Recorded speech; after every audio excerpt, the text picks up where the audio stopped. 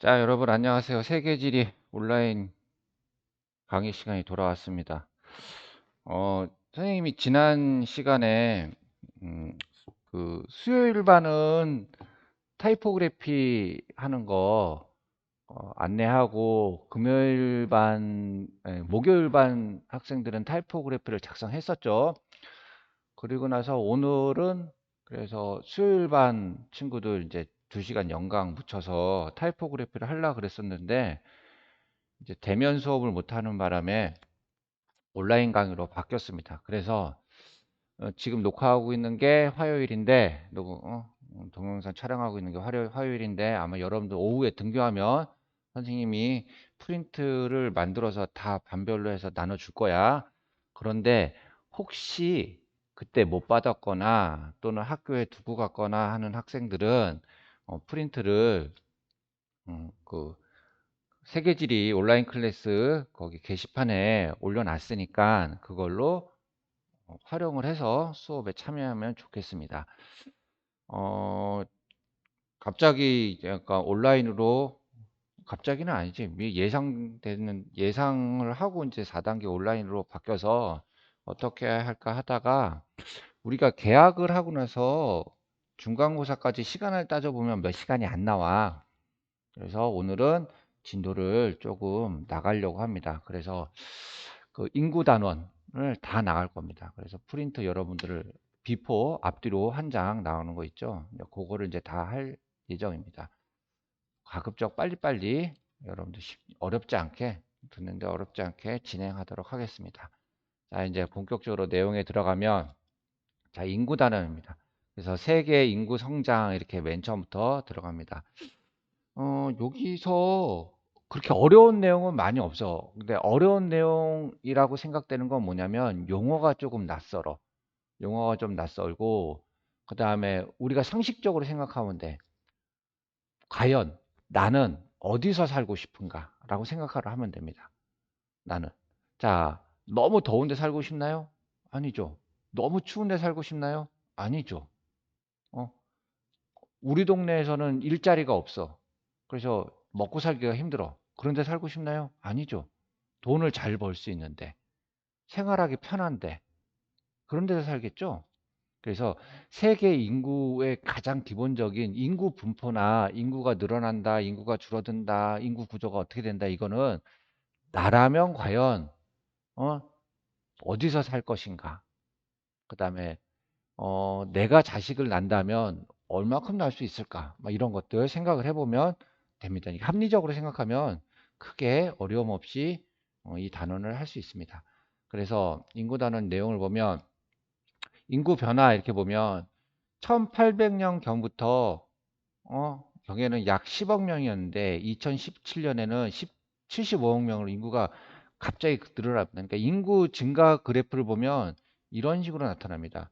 이렇게 쭉 바닥을 기다가 조금 올라가다가 푹 이렇게 올라가 버려. 순간적으로 확 올라가 버려. 이렇게 올라가게 되는 요인이 뭐냐면 인구 성장 요인이 이렇게 있습니다. 인구 성장 요인을 살펴보면 산업혁명 이후에 요게 중요합니다.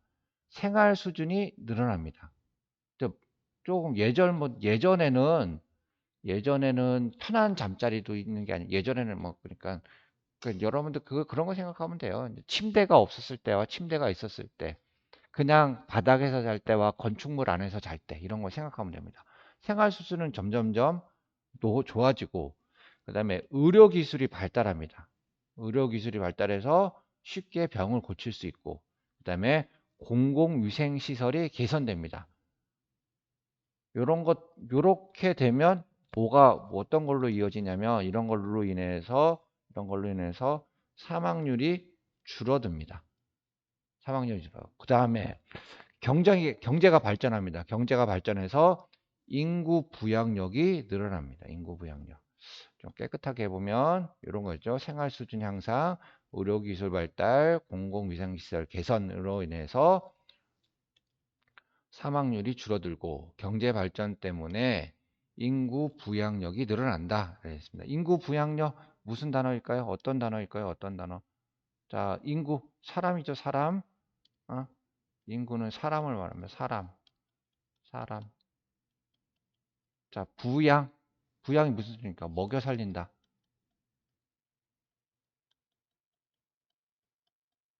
보살피다. 력, 힘. 그래서 사람들을 먹여 살리는 힘. 또는 부양한다는 거 과학적으로 띄운다라는 의미야. 띄운다. 그러니까 사람을 지지할 수, 떠받칠 수 있는 힘을 인구 부양력이라고 하는 거야. 자, 인구 부양력이 어떻게 하면 늘어날까요? 그렇지. 어, 농업 생산이 늘어나면 먹을거리가 많아지죠. 그럼 인구 부양력이 늘어납니다. 그 다음에 이런 것들도 마찬가지죠. 이런 것들도 전부 다 인구 부양력을 늘어나게 하는 내용입니다. 그런데 과거에는 농업 생산이 늘어나는 게 인구 부양력의 중요한 요인이었다면 요즘은 자, 먹을 게 없어요. 어떻게 하면 되죠? 사오면 되죠. 그래서 경제 발전이 경제력이 인구 부양력의 가장 큰 틀이 되고 있습니다. 자, 그다음에 세계 인구 성장의 경향은 선진국보다 인구 증가율이 높은 개발도상국이 인구 성장을 주도하고 있습니다. 선진국들은 인구가 지금 현재 인구는 많이 차 있지만 그 인구 증가율이 높지가 않습니다. 하지만 개발도상국은 인구 증가율이 계속 많아져. 그다음에 그래서 세계 인구에서 개발도상국의 인구 비중이 점차 높아지고 있다라고 나옵니다. 그래서 내용을 조금 살펴보면 여기 인구 분포 이렇게 보면 어, 지금 인구 밀도라고 돼 있는데 이걸 먼저 하고 해야겠다. 일단 요거 먼저 하고 그러면 그 세계 인구 중에서 그 인구를 그러니까 인구 증가율을 따져볼 때 예? 인구 증가율을 따져볼 때 개발도상국은 높고 선진국은 낮다. 이게 그냥 간단하게 정리하면 이렇게 되는 거야. 인구 증가율은 어, 개발도상국은 높고 그다음에 선진국은 낮다 이렇게 돼요. 그때 이때 요 수치값은 뭐라고? 증가율 퍼센트라는 거냐? 퍼센트. 그냥 인구 수는 다릅니다. 인구 수하고 인구 증가율하고는 다른 개념이잖아. 다른 개념이잖아. 그래서 인구 수를 나타내는 거, 그다음에 인구 수와 그러면 어떤 특정한 공간 안에 인구가 얼마나 있냐 나타내는 거는 인구 밀도 이런 개념입니다. 요걸 위해서 이제 요 밑에 거를 이제 인구 분포를 따져보면 세계 인구의 대부분은 북반구에 거주합니다. 그다음에 해안에서 가까운 지역이나 해발 고도가 낮은 지역에 많이 거주합니다. 내가 어디서 살까 생각하면 돼. 나 높은 산 위에서 사는 거 별로 그렇게 산에서 사는 게 나쁜 건 아니지만 그렇다고 또 편한 건 아니죠. 평지가 제일 편하잖아. 평평한 곳. 그다음에 바닷가 가까우면 또 누릴 수 있는 혜택이 많으니까. 그래서 해안과 가까운 지역, 해발 고도가 낮은 지역. 그래서 인구 밀집 지역은 어떤 특징이냐면 농업에 유리하거나 공업과 서비스업이 발달한 지역. 즉 산업 발달이 유리한 곳이야. 산업 발달. 산업 발달에 유리한 곳이 인구 밀집 지역입니다. 그러니까 인구 희박 지역, 인구가 잘 없는데 기후나 기온 조건이 너무 불리한 것, 너무 건조하거나 춥거나 산이나 이런 데는 나도 살기 싫죠. 그다음에 경제 활동이 어렵거나 교통 발달이 미약한 곳. 자, 내가 이사 가려는 동네가 집이 있어. 근데 그 집은 하루에 버스가 2대만 와. 나는 차가 없어. 어떻게 할 거야? 힘들지? 그러니까 교통이 발달한데 좋죠.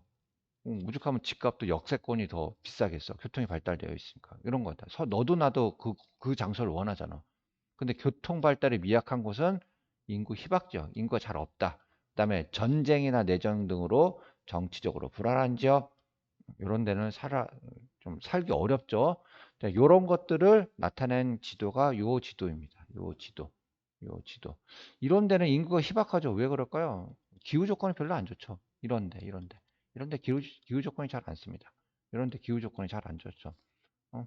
여기 너무 건조 이렇게 한대. 자, 인구가 많은데 한번 살펴볼까요? 인구가 많은데 살펴보면 어떻게 돼? 여기 인도 개발도상국 같은 위치, 중국 원래 인구가 좀 많았고, 우리나라 인구별도 굉장히 높죠. 인구수 자체는 다른 나라에 비해서 그렇게 많지는 않은 편입니다. 인구수 자체는. 이거는 인구 밀도는 면적 대비 몇 명 이렇게 되는 거야. 그러니까 우리는 좁은 면적에 많은 인구가 많이 모여 살고 있는 그런 겁니다. 그 다음에 세계 지역별 인구 변화. 그래서 1950년대 보면 총 인구가 요 정도 숫자였다면 지금은 이렇게 높은 위치에서 인구가 구성되어 있습니다. 지역별로 본다면 제일 많이 차지하는 인구가 아시아. 아시아가 이거 순위로 적어줄까? 그래서 지역별 대륙별 1위가 아시아. 자, 이게 1위 아시아, 1위. 여기가 2등이죠. 2등. 2위가 라틴 아메리카. 여기죠. 요 동네. 어, 여기를 끊어서 여기가 라틴 아메리카죠. 라틴 아메리카. 그 다음에 쭉 보니까 아니, 나 스님 실수했다. 라틴 아메리카가 아니지. 미안해. 어, 순간 보기를 잘못 봤어. 박혜영 선생님이 로그인하셨네요. 이거 왜 안 지워져? 나 이거 끄고 했어야 되는데. 2위가 아프리카야. 아프리카. 아프리카. 3위가 라틴. 3. 근데 요거랑 살면 여기가 조금 더 많죠, 여기가. 4위가 유럽. 어, 자, 5와 6인데 이게 확실히 적죠. 오세아니가 적죠. 그러니까 5위가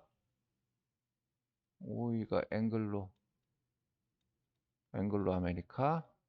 그다음에 6위가 오세아니아 이렇게 되어 있습니다. 음. 마지막 거를 알아야 돼. 마지막 거. 이런 식으로 지역별 인구가 많이 분포한다 이렇게 되어 있습니다. 여기까지는 요거는 구대륙이죠. 여기 구대륙. 그 다음에 여기하고 여기는 신대륙 이렇게 되는 거죠. 자, 그 다음에 인구 부양력 아까 선생님이 설명했던 그 개념 그대로 나와 있습니다. 자, 그 다음에 그 다음 쪽을 보면 이제 여기서부터 이제 본격적인 인구 이론도 하고 인구 내용이 나오는 겁니다. 여기서부터 이제 이론이 좀 필요해. 설명도 좀 필요하고. 자, 세계 인구 변천과 인구 구조 이렇게 됩니다. 인구 변천이라는 건 인구가 어떤 식으로 변해가느냐 이런 내용이야. 그래서 여러 학자들이 인구 변천 모형이란 걸 제시했습니다. 요 그래프입니다. 요거는 여러분들 꼭 알아둬야 됩니다. 요거 꼭 알아둬야 됩니다. 그래서 얘는 뭐냐? 출생률과 사망률 변화에 따라 인구 성장을 단계별로 구분해 놓은 겁니다. 1단계, 2단계, 3단계, 4단계, 5단계 이렇게 돼 있죠. 그다음에 국가 발전 수준에 따른 인구 성장 과정을 파악할 수 있습니다. 요걸로. 음. 자, 그럼 출생률은 무슨 개념이에요? 출생률은 무슨 개념일까요? 그렇죠? 아이가 얼마나 출생하느냐? 몇 명당? 인구 1000명당. 사망률 마찬가지 인구 1000명당 몇 명 사망하냐? 이렇게 돼 있습니다. 그래서 1단계를 보면 자, 이 그래프를 잘 봐봐. 그러면 점선이 출생률이고 그다음에 요 회색으로 되어 있는 게 사망률입니다. 그다음에 검정색 실선이 쭉 가면 전체 인구 수고 그다음에 1점 점점점 있는 선이 인구 증가율이야. 선을 잘 봐야 돼, 선을. 자, 그다음에 이제 1단계에서 보면 출생률은 어때요? 높죠. 사망률도 높죠. 그런데 출생률은 높은 단계에서 고정이 되어 있는데 사망률은 높았다, 낮았다, 높았다, 낮았다. 여기서 높은 층에서 이렇게 변동이 있죠. 이런 식으로 나타납니다. 왜 그러냐? 그럼 1단계 고위 정체기는 무슨 일이 있느냐? 출생률은 일단 높습니다. 출생률 높죠. 그다음에 질병, 자연재해, 식량 부족, 기근이죠, 기근. 어? 그러니까 갑자기 농사가 안 졌어. 그래서 그 농업 생산량이 뚝 떨어졌어. 먹을 게 없어. 그러면 그러니까 질병이 매년마다 이렇게 창궐하는 건 아니잖아. 뭐 지진이나 화산, 태풍이 매년마다 와갖고 사람을 막 많이 죽이고 막 그러는 거 없잖아. 그러니까 있을 때도 있고 없을 때도 있습니다. 그래서 질병이 없고 자연재해도 없고 풍년이야. 그러면 사망률이 떨어집니다. 그런데 어느 해는 질병이 창궐했어. 그럼 사망률이 높아집니다. 이런 식으로. 음? 이런 식으로 사망률의 변동이 왔다 갔다 왔다 갔다 합니다. 자, 이때는 많이 낳고 많이 죽기 때문에 인구 증가율이 낮습니다. 그래서 인구 증가율 요 보면 인구 증가율이 낮죠. 그다음에 전체 인구수도 낮습니다. 그러다가 2단계에 갑니다. 출생률은 어떤가요? 여전히 높습니다. 여전히 높아. 그런데 사망률이 어떤가요? 떨어지죠. 자, 이만큼 나오, 나오는 양은 이만큼이고 죽는 양은 이만큼이니까 이만큼은 계속 살아남는 거죠. 여기가 요 부분이 다 인구 증가를 나타내는 부분이야. 이렇게 되면 인구가 늘어나는 거야. 자, 왜 이렇게 됐느냐? 출생률은 여전히 높습니다. 그런데 사망률 감소 이유가 여기 나와 있죠. 이유가 의학이 발달합니다. 어? 의학 발달. 그다음에 여기 그대로 있으니까 선생님 필기하는 걸 하지 않을게요. 요 밑에 있는 거 연결만 잘하면 됩니다. 어? 의학이 발달하고 의학이 발달하고 그다음에 생활환경 개선 등으로 사망률이 빠르게 감소합니다. 그러다 보니까 인구가 급성장합니다. 인구 증가율이 어떻게 일어나요? 굉장히 높아지죠? 여기서 이제 보면 여기 인구 증가율이 어떻게 돼요? 여기서 쭉 올라가기죠. 인구 증가율이 제일 높은 단계죠. 2단계 때. 예, 출생률은 높은데 사망률이 떨어지니까. 자, 그렇게 되다가 3단계 오면 사망률은 이제 낮은 단계에서 유지가 됩니다. 고칠 수 있는 병은 다 고치기 시작한 거야. 못 고치는 경우는 여전히 못 고치고 있는 거고. 사망률은 쭉 낮아지고 있습니다. 근데 뭐가 변하냐? 뭐가 변하냐면 출생률이 떨어집니다. 이제 애를 낳지 않게 됩니다. 왜 그렇게 되느냐? 출생률이 감소합니다. 왜? 여성의 사회활동이 증가하기 때문입니다. 여성의 사회활동이 늘어나. 그래서 여성들이 이제 과거에는 여성들이 집에서 그 보육 기능을 주로 담당하는 게 여성들이었죠. 요즘은 이제 보통 이제 남자 부부가 같이 보육을 하는데 과거에는 여성이 주로 보육을 했습니다. 그래서 아이를 낳고 그 생산력이 높은 그 시기에 가정에 있었기 때문에 예? 출생률이 높을 수 있었는데 이때는 애를 키우는 게 아니고 직장에 나가기 시작하는 거야 이제. 사회 활동이 증가하면서 출생률이 감소하고 또 국가적으로 너무 급격하게 인구가 늘어나면 사회적인 문제가 발생하니까 산하제한 정책을 펼칩니다. 이것들로 인해서 인구 증가, 출생률이 감소합니다. 사망률은 요 위에 거랑 똑같고 그래서 인구 증가율이 둔화, 증가율이 낮아지고 있습니다. 자, 증가율이 낮아지고 있으면 인구는 증가하는 건가요? 감소하고 있는 건가요? 계속 증가하고 있는 거지? 이런 거야.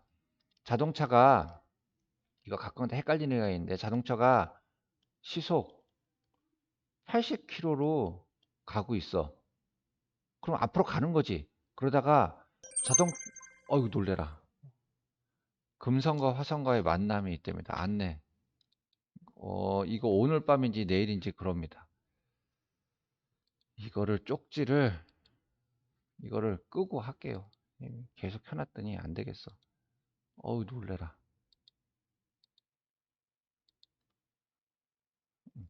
자, 오늘 금성과 화성이 만난답니다. 여러분들은 뭐 어저께였었겠네요. 음, 아이, 뭐 하다 말았지? 그래, 80km 자동차가 가고 있으면 그래도 앞으로 가는 거지. 그러면 속도가 줄였어. 속도가 20km로 줄었어. 속도가 줄은 거지. 속도가 줄어도 20km를 앞으로 가고 있는 거지. 마찬가지야. 증가율이 감소했던 거는 조금씩 증가한다는 얘기지. 그 인구가 줄어든다는 개념은 아니잖아. 그러니까 그거 좀 그런 거 생각 좀 염두에 두고 이제 보면 인구 증가율이 둔화됩니다. 그렇죠? 여전히 인구는 성장하고 있습니다. 자, 그다음에 4단계에 옵니다. 4단계. 저위 정체기라고 합니다. 자, 이거 보니까 사망률은 거의 일정합니다. 계속 일정해 이제. 그런데 인구 증가율이 높았다가 낮았다가 높았다가 낮았다 이렇게 됩니다. 어느 해는 출산율이 높고 어느 해는 출산율이 낮습니다. 왜 그럴까요? 왜 그럴까요? 어떤 해는 왜 날까요? 그렇죠. 뭔가 그 경제 활동과 관련입니다. 먹고 살 만한 경기가 좋아지면 아이를 많이 낳고요. 경기가 나빠지면 아이를 낳지 않습니다. 요즘은. 어? 그래서 출산율이 왔다 갔다 합니다. 그래서 낮은 출생률, 출산에 대한 가치감의 인식 변화 때문에 계속 왔다 갔다 합니다.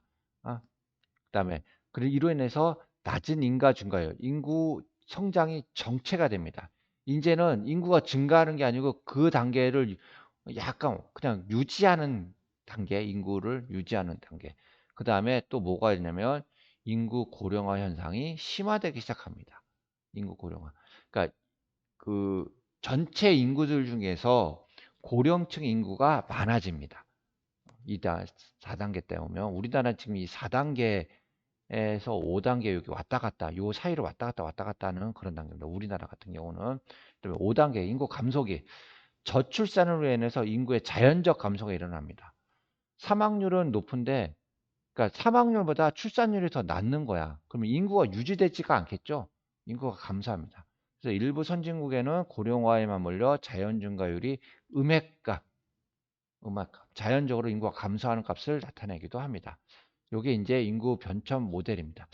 요게 이제 기본적인 모델인데 사실은 이게 이제 인구하는 인구학자들이 만든 모형이기 때문에 실제와 잘 맞지는 않지만 여러 그 세계 여러 나라들을 이제 인구 상황을 살펴보면 몇 단계에 해당한다, 몇 단계에 해당한다라고 판단을 할 수는 있어요.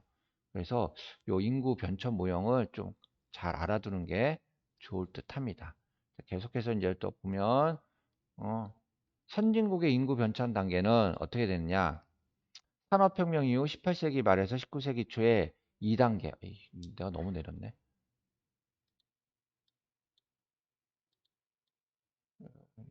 보이나? 이렇게 되면 이렇게 되면 되겠지. 선진국에는 산업혁명 이후에 이때 이제 요게 들어갑니다. 산업혁명 시기에. 언제냐? 18세기, 19세기 초에 산업혁명이 됐었으니까. 여전 출생이 높다가 산업혁명이 되면서 과학기술이 발달하고 의학이 발달해서 요 단계입니다. 근데 지금 현재는 어떻게 되냐면 선진국은 요 단계에 해당합니다. 요 단계에 해당합니다. 개발도상국은 어떤 식으로 했냐면 20세기 중반 이후에 20세기 중반 그러니까 1980년대, 70년대 막 이때나 뭐 이렇게 된다나 그때 이제 산업화가 막 진행되는 나라들이 있었습니다. 그때 여기에 들어왔으며 현재는 어 여기에서 요 사이에 여기 파란색으로 할까요? 여기 사이에서 왔다 갔다 합니다. 현재 개발도상국은 여기 사이에 선진국은 현재는 요 단계고 이런 식으로 되어 있습니다. 이게 뭐 크게 어려운 이론이 아니기 때문에 여러분들이 어, 이제 뭐 헷갈려 할 건 별로 없습니다. 요 내용 그냥 그대로 봅니다. 이제 구체적인 이제 대륙별로 지역별로 살펴본다면 인구 변천 차이 요거는 아까 저 위에 있던 그림 똑같이 한 거야. 설명하려고 쌤이 여기 같이 내려놓은 거야. 지역별 인구 변천 차이 아프리카는 1950년대 이후 인구 증가율, 자연 증가율이 가장 높다. 인구 자연 증가율이 50년대에 가장 높다면 요 단계겠죠. 요 단계. 자연 증가율이 가장 높은 단계는 이 단계지. 지금 그다음에 아시아와 라틴 아메리카 같은 경우는 뭐야? 50년대 50년대 이때 높았어. 그런데 최근에는 경제 발전 및 산화 제한 정책 등으로 출생률이 감소합니다. 출생률이 감소. 요 단계에 해당합니다. 요 단계. 그래서 요 단계. 그래서 인구 자연 증가율이 감소하는 추세다. 유럽과 앵글로 아메리카는 선진국이죠. 출생률이 지속적 감소로 인하여 인구의 자연 증가율이 낮아져 있다. 요 단계. 일부 국가에서는 출생률보다 사망률이 높아 인구의 자연 감소가 나타난다. 맞다 이렇게 되는 거죠. 그래서 저출산으로 인한 중위 연령 상승, 그다음에 고령화, 노동력 부족 이렇게 되어 있습니다. 중위 연령 좀 이따 설명하고 이제 해보면 그러니까 여기 1번에 해당하는 거 여기가 1번에 해당하는 거죠. 여기 1번. 그다음에 아시아와 라틴 아메리카는 요렇게 되겠죠. 여기 2번에 해당하는 거죠. 유럽과 앵글로 아메리카는 현재 여기 3번이 여기 이렇게 해당하면 할 수가 있겠죠. 그다음에 중위 연령이란 개념은 뭐냐면 전체 인구를 연령수로 나열을 했어. 이때 가운데 있는 사람의 연령. 이게 조금 어려운 개념인데, 어떻게 생각하면 이렇게 하면 돼. 여러분 반에 가장 딱 여러분 반의 키를 이제 재려고 합니다. 그러면 키가 가장 작은 학생부터 키가 가장 큰 학생까지 일렬로 이렇게 쓸 수 있겠죠? 일렬로 쓸 수 있습니다. 30명이 있는데, 이게 키를 이렇게 쭉 쓸 수 있습니다. 근데 30명이 있어. 30명이 있는데, 그러면 여기 키가 제일 작은 학생부터 순서대로 쭉 가다 15번째 있는 학생에 있는 키, 이게 가장 중간에 있는 값이죠. 중간값. 그래서 이걸 이렇게 있는 값. 그러니까 요거를 요것과 똑같은 개념으로 연령을 측정한 게 중위 연령이야. 선생님 좀 말을 버벅거려 갖고 좀 다시 해볼게요. 음, 키가 제일 작은 30명이 있어. 30명이 있는데 키가 제일 작은 학생부터 키가 제일 큰 학생이 있습니다. 자, 어, 11명으로 할게. 11명. 11명. 하나, 둘, 셋, 넷, 다섯, 여섯, 일곱, 여덟, 아홉, 열, 열하나 이렇게 돼 있어. 그러면 1, 2, 3, 4, 5, 6. 요게 가장 가운데 있는 학생의 키죠. 요런 식으로 값을 측정한 것이 중위 연령이야. 자, 선생님이 일부러 이렇게 했는데, 자, 연령은 0세부터 100세까지가 있습니다. 100세까지가 있는데, 만약에 100세까지 100명이 있습니다. 100명이 있는데 0세부터 20세까지가 45명 있고 45명 있고 21세부터 30세가 10명 있고 31세부터 100세까지가 45명 있습니다. 그럼 제일 가운데 있는 나이는 어디에 걸리나요? 여기서 걸리겠죠? 여기서 걸리겠죠? 근데 만약에 예? 안 지우고 해야겠다. 여기가 1번 같은 경우야. 2번 같은 경우로 보겠습니다. 2번 같은 경우. 만약에 예?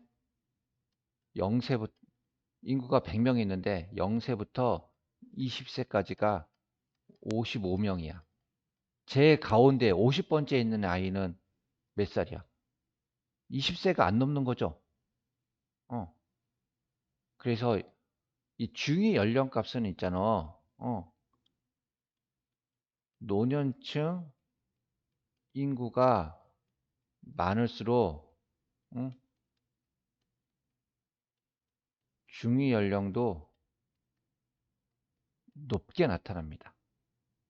즉 중위 연령이 높다, 노년층 인구가 많다 이렇게 하는 거야. 이렇게 이꼴로 하면 되겠네. 값이 어떻게 나타나냐면 이런 식으로 나타나. 노년층 인구가 많을수록 중위 연령이 많습니다. 반대로 유소년층 인구가 많을수록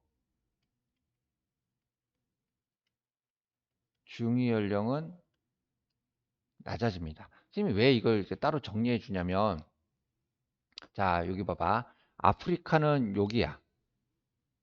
여기가, 지우가 한번 해볼까? 여기가 아프리카야. 여기는 유럽이야.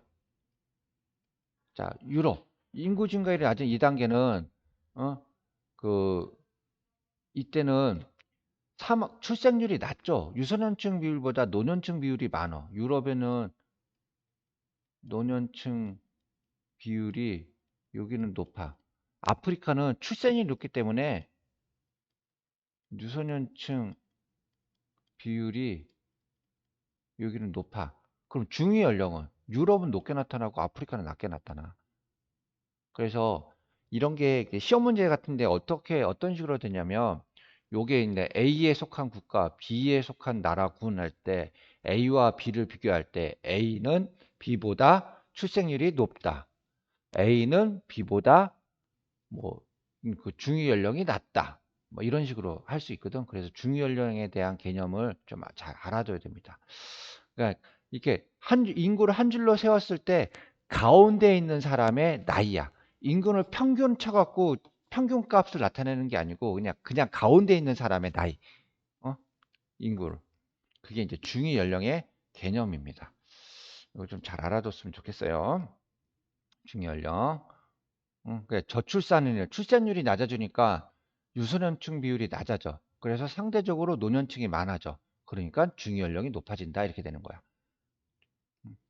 그다음에 세계 인구 증가율을 나타낸다면 선진국은 인구 증가율이 줄어들고 있죠. 개발도상국도 인구 증가율이 줄어들고 있습니다. 그렇지만 여전히 개발도상국이 선진국보다는 인구 증가율이 높게 나타납니다.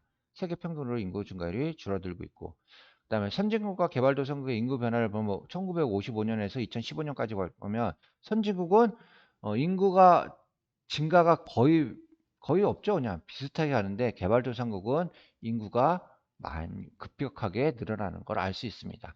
그 얘기는 뭐야?